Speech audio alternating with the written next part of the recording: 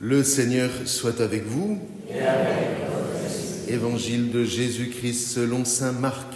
Gloire à toi, Seigneur. En ce temps-là, Jésus se mettait en route quand un homme accourut. Et tombant à ses genoux, il lui demanda « Bon maître, que dois-je faire pour avoir la vie éternelle en héritage ?» Jésus lui dit « Pourquoi dire que je suis bon? Personne n'est bon sinon Dieu seul. Tu connais les commandements. Ne commets pas de meurtre, ne commets pas d'adultère, ne commets pas de vol, ne porte pas de faux témoignages, ne fais de tort à personne, honore ton père et ta mère. » L'homme répondit « Maître, tout cela je l'ai observé depuis ma jeunesse. » Jésus posa son regard sur lui et il l'aima. Il lui dit « Une seule chose te manque. Va, vends ce que tu as et donne-le aux pauvres. Alors tu auras un trésor au ciel. Et puis viens et suis-moi. » Mais lui, à ces mots, devint sombre et il s'en alla tout triste car il avait de grands biens. Alors Jésus regarda autour de lui et il dit à ses disciples « Comme il sera difficile à ceux qui possèdent des richesses d'entrer dans le royaume de Dieu. » Les disciples étaient stupéfaits de ces paroles. Alors Jésus, reprenant la parole, leur dit « Mes enfants, comme il est difficile d'entrer dans le royaume de Dieu. Il est plus facile à un chameau de passer par le trou d'une aiguille qu'à un riche d'entrer dans le royaume de Dieu. » De plus en plus déconcertés, les disciples se demandaient entre eux « Mais alors, qui peut être sauvé ?» Jésus les regarde et il leur dit « Pour les hommes, c'est impossible, mais pas pour Dieu, car tout est possible à Dieu. » Acclamons la parole de Dieu. Louange à toi, Seigneur Jésus.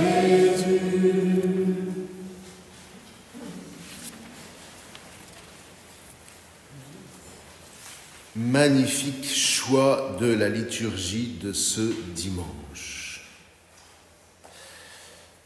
Alors, peut-être qu'aujourd'hui, exceptionnellement, je vais commencer par l'Évangile, puis on va remonter pour les textes. Alors déjà, d'une part,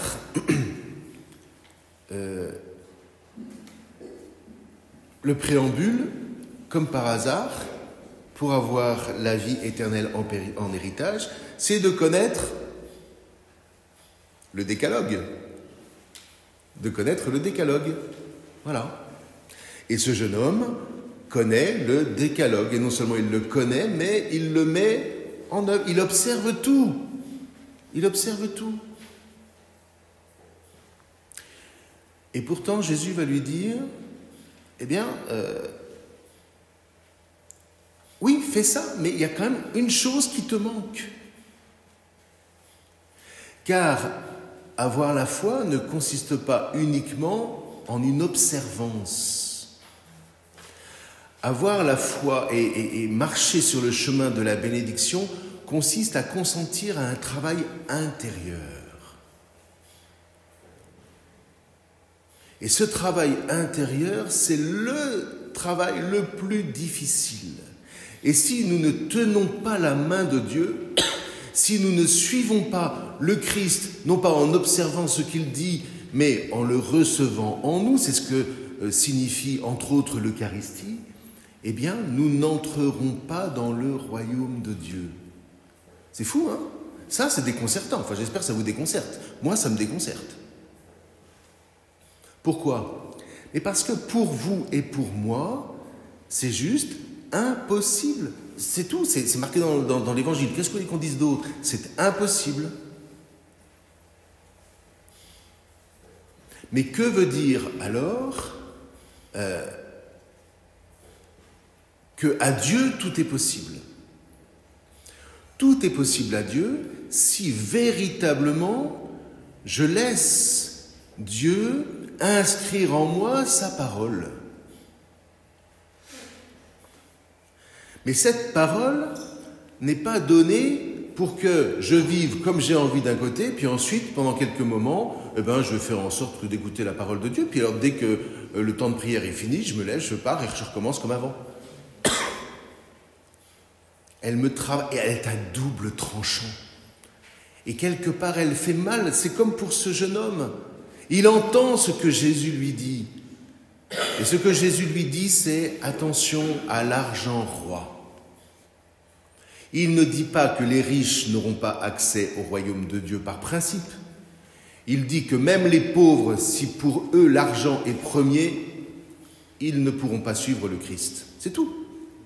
L'argent roi. Et quand même, frères et sœurs, regardons aujourd'hui. Le monde a fait le choix de l'argent roi. Et regardez les conflits qui en émergent. Vous voyez ? Et là, moi je veux bien qu'on me donne la raison religieuse, mais c'est pas des religions qui s'affrontent. Ce sont des religions éventuellement, mais ce sont des idéologies. Et les idéologies, c'est quoi ? L'idéologie, c'est quand je suis sûr que j'ai raison et que je veux imposer ce que je crois être vrai à l'autre, mais sans passer par le Christ. Ou alors plus subtilement, utiliser le Christ pour faire passer mes idées. Dans l'histoire de l'Église, les enfants, alors là, oula, utiliser le Christ pour faire passer mes colères. Et on va me dire après, oui, mais même le Christ s'est mis en colère devant les marchands du temple. Mais moi, je m'interdis des colères. J'en ai, croyez-moi. Mais à chaque fois que je les laisse effleurer, bang, je me plante. Mais vraiment chaque fois. Ça devrait me donner des leçons. Je crois que je me mets beaucoup moins en colère qu'avant. C'est déjà pas si mal. D'accord ? Mais ça m'arrive quand même encore de laisser émerger. Eh bien, à chaque fois, ça provoque des ravages. Vous voyez, donc c'est tout un travail, c'est le travail d'une vie. Et il faut consentir à ce travail. Alors oui, les choses semblent aller plus lentement que... Mais non. En fait, elles vont beaucoup plus vite parce que si vous agissez sous la colère, sans la maîtriser et sans la plonger en Christ, en fait, vous cassez les choses et ça n'avance plus du tout. Et c'est sagesse que de consentir à marcher lentement. Il n'a jamais été dit que Jésus courait sur le chemin. Il ne nous demande pas de courir derrière lui. Il nous demande de marcher avec lui. Il marchait avec lui. Mais pour ça, faut lâcher les bagages. C'est le petit dessin que je vous ai mis là sur la feuille d'annonce. Il faut lâcher ces bagages, quoi. Et c'est les bagages qui font que il n'y a aucun sens à ce que j'ai autant de biens. Il n'y a aucun sens à ce que l'idéologie qui est en moi prenne toute la place. Il faut d'abord que le Christ soit premier. Ça, c'était les grands saints, Dieu premier servi.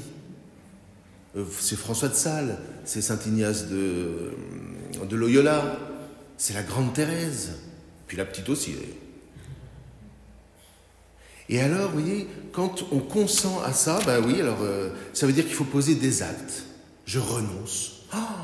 Être curé, vous savez, c'est vachement renoncer, Et alors, oui, je renonce, parce qu'il ne s'agit pas pour moi d'imposer mes idées, mais d'entendre ce que le peuple qui m'est confié demande. Mais pas demande superficiellement, de quoi est-ce qu'il a besoin intérieurement. Et on va, et on avance avec le Christ. Et c'est là où on entre dans la sagesse, vous voyez. C'est pour ça qu'il faut appeler l'Esprit Saint. C'est l'esprit de sagesse. J'ai supplié, et l'esprit de la sagesse est venu en moi. Je l'ai préféré aux trônes et aux sceptres.